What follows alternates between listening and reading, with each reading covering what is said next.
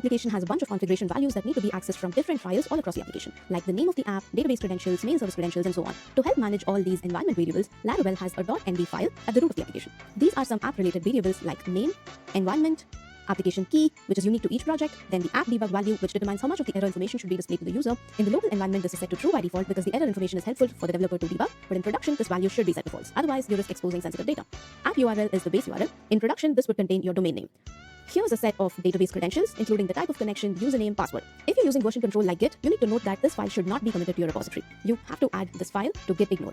It's not added here because I'm using code spaces and the environment file is very much needed, but if you install a new Laravel application in your local development environment, you will see that this .env file is already added in git ignore. This is not only for security reasons, it's also because each person in your team might have a different set of configuration values and a production server also, which is why we have a .env.example file which has all the variable names similar to .env file without the values or with default values.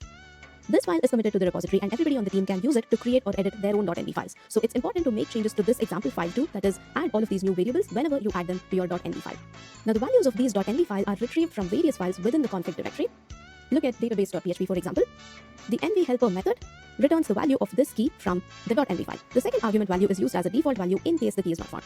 Now when we have to access these environment variables, we should not do this directly using the env function. Instead, we should use them through the configuration. For example, if we wish to access the app name, let's say in our welcome blade view, open welcome.blade.php, and let's say we want to replace this title with our app name. You can do so using the config helper method using the dot syntax. So our app name will be app.name. You can check that right here.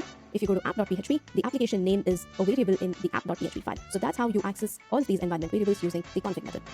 Let's save this file, change our app name here to maybe new app or something like that, and go to the browser, refresh. Notice that this has changed. So I encourage you to browse the contents of all the config files here and get a better hold on what are the configurations available in Laravel.